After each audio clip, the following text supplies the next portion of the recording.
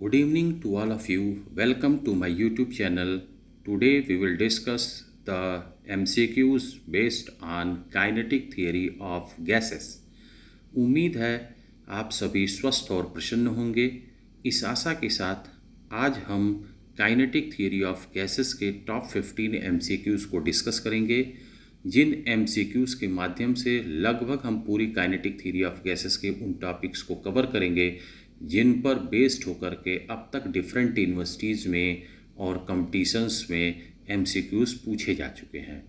तो हम आज का लेक्चर जो होगा हमारा वो काफ़ी इम्पॉर्टेंट होगा दीनदयाल उपाध्याय गोरखपुर विश्वविद्यालय के BSc सेकेंड ईयर और सिद्धार्थ यूनिवर्सिटी के BSc सेकेंड ईयर के स्टूडेंट्स के लिए, साथ ही साथ PGT की तैयारी कर रहे विद्यार्थियों के लिए भी काफ़ी हेल्पफुल होगा, असिस्टेंट प्रोफेसर के एग्ज़ाम की तैयारी कर रहे लोगों के लिए काफ़ी हेल्पफुल होगा और साथ ही साथ IIT और नीट के स्टूडेंट्स के लिए हेल्पफुल होगा। तो चलिए अब हम डिस्कस करते हैं टॉप 15 MCQs को काइनेटिक थ्योरी ऑफ गैसेस पर। Question number 1, the average velocity of the molecules in a gas in equilibrium is.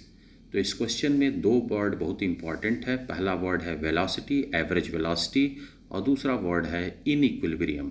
तो आपको काइनेटिक थ्योरी ऑफ गैसेस के पास्चुलेट के बारे में अगर थोड़ी सी जानकारी हो तो आप उस पास्चुलेट में साफ तौर पर कहते हैं कि the molecules are in random motion with varying velocity so that the average velocity of the molecule is zero. चूँकि गैस के मॉलिक्यूल रैंडम वेलोसिटी के साथ रैंडम डायरेक्शन में मूव करते हैं, इसलिए उसकी एवरेज वेलोसिटी क्या होगी, ज़ीरो होगी, क्योंकि वेलोसिटी जो है वो वेक्टर क्वांटिटी होती है। तो क्वेश्चन नंबर 1 का करेक्ट ऑप्शन है option D.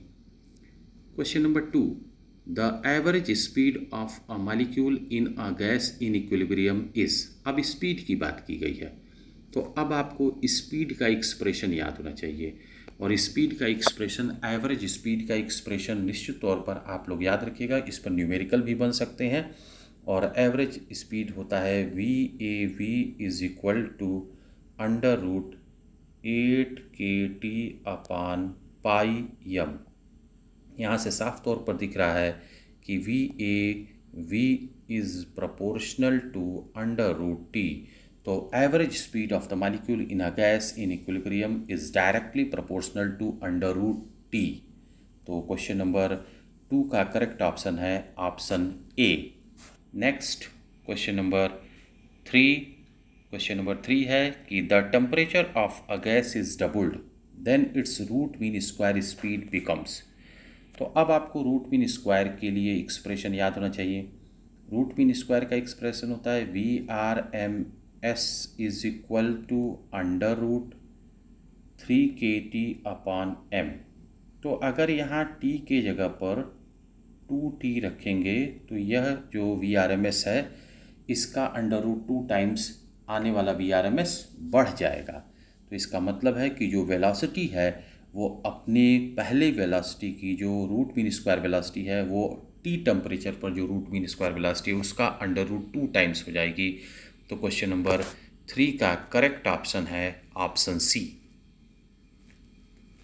Question number 4, the speed of 10 particles in metre पर सेकेंड आर 0, 1, 2, 3, 3, 3, 4, 4, 5 एंड 6।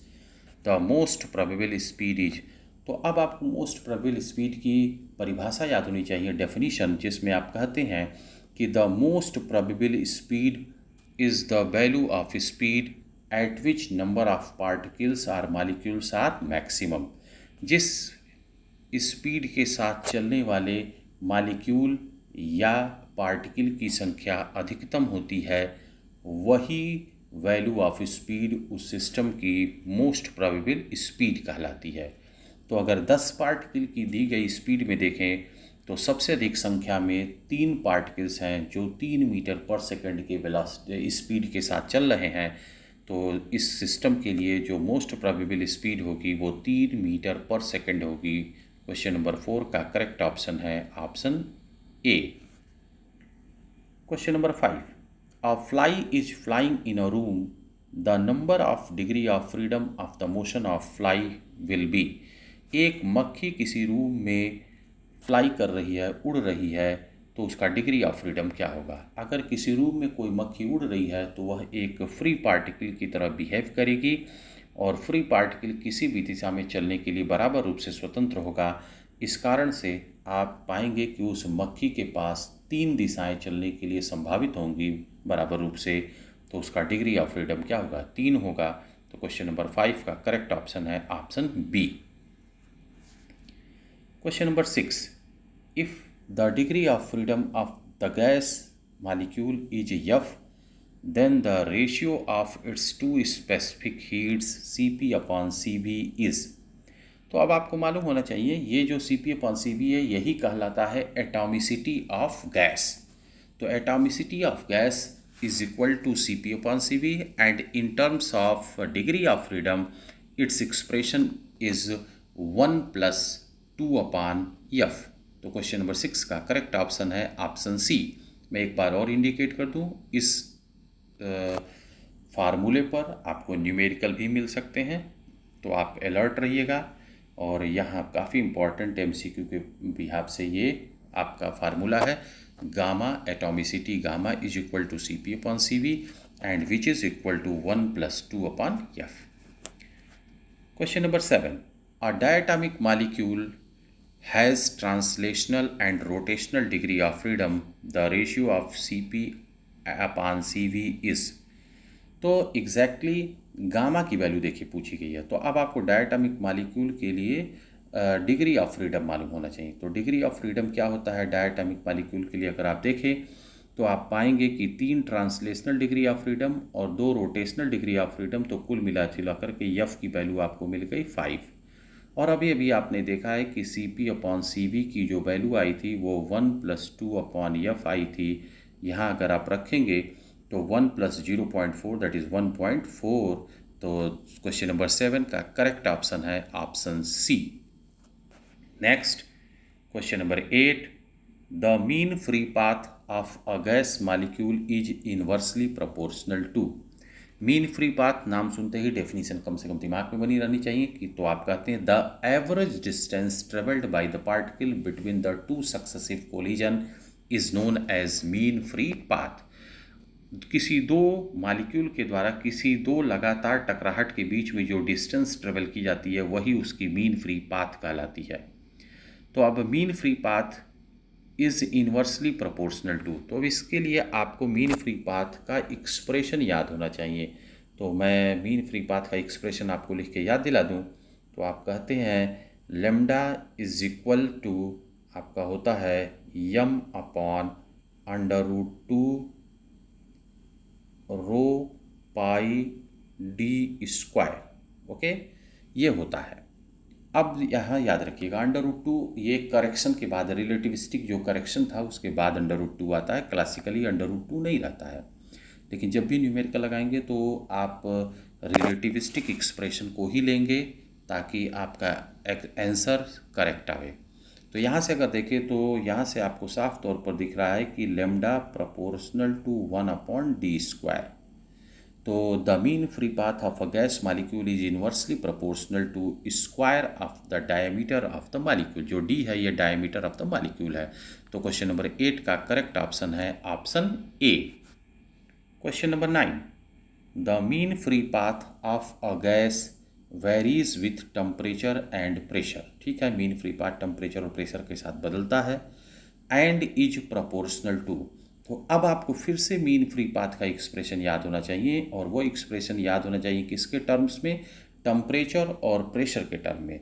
तो मैं आपको उसका भी एक्सप्रेशन लिख के याद दिला दूं, lambda is equal to 1/√2 pi d², और ये आता है एक्सप्रेशन KT/P। KT/P से साफ तौर पर स्पष्ट हो रहा है कि लेमडा प्रोपोर्शनल टू T और लेमडा प्रोपोर्शनल टू P⁻⁻1। इसका मतलब है कि mean free path is proportional to T and proportional to P⁻⁻1। तो the correct option of question 9 is option C. Okay, तो क्वेश्चन नंबर 9 का करेक्ट ऑप्शन है option C. Viscosity of a gas is due to transport of. Viscosity phenomena जो होती है इसमें किसका transportation होता है। तो ट्रांसपोर्ट फिनोमेना में आपने जाना कि with the help of viscosity transportation of momentum takes place. Okay, तो डिफ्यूजन से मास, कंडक्शन से एनर्जी और विस्कोसिटी से मोमेंटम का ट्रांसपोर्टेशन होता है। मैंने जान के ये तीनों बात बता दी कि इस पर 3 MCQs बन सकते थे, लेकिन अननेसेसरी उसको पूछने का कोई मतलब नहीं था। मैंने आपको एक पूछा है और इस पर बाकी जो संभावना है उसको मैंने आपसे इसीलिए बता दिया। Question number 11, viscosity of gas is directly proportional to. अब viscosity of gas is directly proportional to, इसके लिए आपको कोफिशिएंट ऑफ विस्कोसिटी का एक्सप्रेशन याद होना चाहिए, और कोफिशिएंट ऑफ विस्कोसिटी का जो एक्सप्रेशन होता है वो आपका होता है ईटा इज इक्वल टू 1/3 रो भी लेमडा। यहाँ भी जो होता है वो एवरेज वेलोसिटी की बात की जाती है। तो यहाँ से तो प्रथम दृष्टया यही नज़र आ रहा है कि ईटा प्रोपोर्शनल टू रो होगा। तो इस तरह से viscosity of gas is directly proportional to density होगा। ओके, बट यहीं रेड अलर्ट है। अगर आप रो और लेमडा के भी वैल्यू को रख करके इसका प्रोपोर्शनलिटी देखें तो आप पाएंगे कि टेम्परेचर के साथ डेंसिटी जिस तरह से घटती है उसी तरह से लेमडा बढ़ता है। तो रो और लेमडा एक दूसरे के इफेक्ट को कैंसिल करते हैं। तो यहाँ से एवरेज वेलोसिटी भी प्रोपोर्शनल टू √T ऊपर के सवालों में हमने आपके सामने डिस्कस किया है। तो कई जगहों पर जरूर टेम्परेचर की अगर बात की जाएगी, स्पेसिफाई कर दिया जाएगा तो √T भी आप पा सकते हैं आंसर। लेकिन जहाँ भी ये क्वेश्चन पूछा गया है इसका correct option proportional to density ही रखा गया है, क्योंकि मेन एक्सप्रेशन में डेंसिटी ही आपको दिखाई देता है, जैसा कि मैंने अभी आपको लिख करके बताया था। तो क्वेश्चन नंबर 11 का करेक्ट ऑप्शन है option B, proportional to density. Question number 12, the degree of freedom of nitrogen molecule is. Nitrogen molecule जब कहा गया तो अब आपको पहचानना पड़ेगा कि ये मोनोएटॉमिक है कि डायटॉमिक है कि ट्राइटॉमिक है। तो नाइट्रोजन में जब आप लिखते हैं तो N2 लिखते हैं, तो साफ तौर पर आपको ये मालूम चल रहा है कि ये डायटॉमिक है। डायटॉमिक है, इसका मतलब इसका डिग्री ऑफ फ्रीडम कितना होगा, 5 होगा। अगर इसका डिग्री ऑफ फ्रीडम 5 होगा तो आप पाएंगे कि क्वेश्चन नंबर 12 का करेक्ट ऑप्शन है ऑप्शन सी, क्योंकि आपको मालूम होना चाहिए, अभी ऊपर मैंने डिस्कस किया कि डायटॉमिक में 3 ट्रांसलेशनल और 2 रोटेशनल डिग्री ऑफ फ्रीडम, तो कुल 5। Okay, next question number 13, the most probable speed of a molecule of hydrogen gas at T Kelvin is 100 meter per second. Its most probable speed at 2T Kelvin is। अब 2T Kelvin पर आपको most probable speed बताना है, जबकि T Kelvin पर most probable speed 100 metre पर second है। तो फिर आपको अब मोस्ट प्रोबेबल वेलोसिटी VMP का एक्सप्रेशन याद होना चाहिए, ताकि आप टेम्परेचर से साथ इसकी संबंध को, रिलेशन को जान सकें। और VMP इज इक्वल टू होता है √2kT/m। तो यहाँ से आपको साफ तौर पर दिख गया कि VMP प्रोपोर्शनल टू √T हो गया। तो T के जगह पर जब आप 2T रखिएगा तो T केल्विन पर जो मोस्ट प्रोबेबल स्पीड है उसका √2 टाइम्स हो जाएगा 2T केल्विन पर। √2 की वैल्यू होती है 1.41 और मल्टीप्लाइड बाई 100 हो जाएगा। तो आप पाएंगे कि 141 मीटर पर second is the correct answer. तो क्वेश्चन नंबर 13 का करेक्ट ऑप्शन है ऑप्शन बी। तो क्वेश्चन नंबर 13 का करेक्ट ऑप्शन है option B. Question number 14, according to law of equipartition of average kinetic energy associated with each degree of freedom of a gas molecule is। तो आपको statement याद होना चाहिए। According to law of equipartition of energy आप कहते हैं कि the average energy associated with each degree of freedom is 1/2kT। ये आपका है law of equipartition of energy. तो यहाँ से साफ तौर पर स्पष्ट हो रहा है कि क्वेश्चन नंबर 14 का करेक्ट ऑप्शन है option A, average energy associated with each degree of freedom of a gas molecule is 1 upon 2 kT. Question number 15. Four particles have speed 2, 3, 4 and 5 centimeter per second respectively. Their RMS speed is root mean square speed is. तो root mean square speed को पाने के लिए आपको क्या करना पड़ेगा, सबसे पहले टोटल स्क्वायर स्पीड निकाल लीजिए, फिर उसका मीन ले लीजिए, फिर उसका रूट ले लीजिए। तो इस तरह से आप पा सकते हैं कि VRMS को अगर हम इन पार्टिकल्स के लिए 5 पार्टिकल्स के लिए लिखें तो V1 square plus V2 square plus dot dot ऐसे ही पाँचों के लिए और बटे 5। तो यहाँ से अगर आप जोड़ दें तो VRMS is equal to under root, अब आप देखिए कितने हैं, 4 हैं, सॉरी 4 हैं, तो 4 हो जाएगा, ये बटे तो 4 हो गया, और 2 का होल स्क्वायर 4, 3 का 9, फिर 16, फिर 25, और इसको अगर आप जोड़ दें तो इस तरह से आपको टोटल वैल्यूज़ मिल जाएंगी आसानी से, और उनको जोड़ने के बाद क्या आएगा अब आप उसको चेक कर सकते हैं। तो यहाँ से अगर आप जोड़ें तो आप पाएंगे कि 16 और 4 20, और 20 और 25 हो गया आपका 45, और 45 और 9 जो होगा वो आपका हो जाएगा कितना, 54। तो under root 54 upon under root 4, under root 4 का जो रूट लेंगे तो आएगा 2। तो इस तरह से आपको मिल जाएगा under root 54 upon 2। This is the correct option. तो क्वेश्चन नंबर 15 का करेक्ट ऑप्शन है option D, under root 54 upon 2 centimetre पर सेकेंड। तो इस तरह से डियर स्टूडेंट्स, हमने जितने भी इम्पॉर्टेंट MCQs को काइनेटिक थियरी ऑफ गैसेस के डिफरेंट टॉपिक से संभावित हो सकते थे मैंने बनाया। न्यूमेरिकल के दृष्टिकोण से मैं आपको एक हिंट जरूर करूंगा कि आपको बहुत छोटे छोटे न्यूमेरिकल्स के लिए तैयार रहना है। कहाँ कहाँ से, तो डिग्री ऑफ फ्रीडम, एटॉमिसिटी और average speed, most probable speed और रूट मीन स्क्वायर स्पीड पर। ओके, तो ये कुछ इम्पॉर्टेंट टॉपिक्स हैं, साथ ही साथ मीन फ्री पाथ, ये इम्पॉर्टेंट टॉपिक्स हैं जहाँ से छोटे छोटे न्यूमेरिकल्स के लिए भी तैयार रहना है आपको।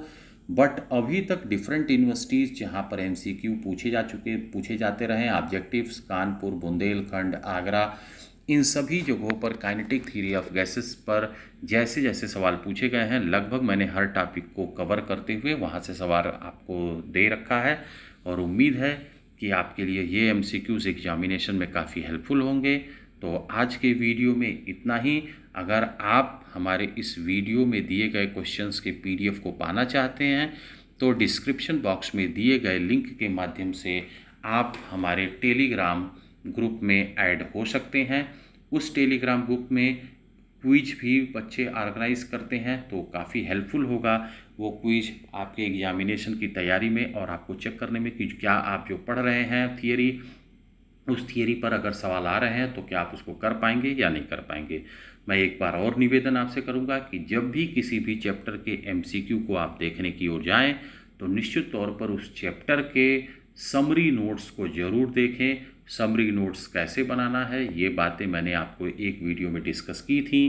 तो निश्चित तौर पर आप अपने चैप्टर्स के समरी नोट्स बनाइए, मतलब शॉर्ट नोट बनाइए। डेरिवेशन मत देखिए क्योंकि डेरिवेशन की कोई आवश्यकता नहीं पड़ेगी MCQs में। तो आप अभी आपको फैक्ट, रिजल्ट, प्रिंसिपल, डेफिनीशन पर फोकस होना है। क्वांटिटी जो दी गई हैं उनके आप कह सकते हैं कि उनके यूनिट्स पर डिपेंड आपको फोकस होना है, और उनके डायमेंशन पर आपको फोकस होना है। तो आज के लेक्चर के लिए इतना ही। धन्यवाद।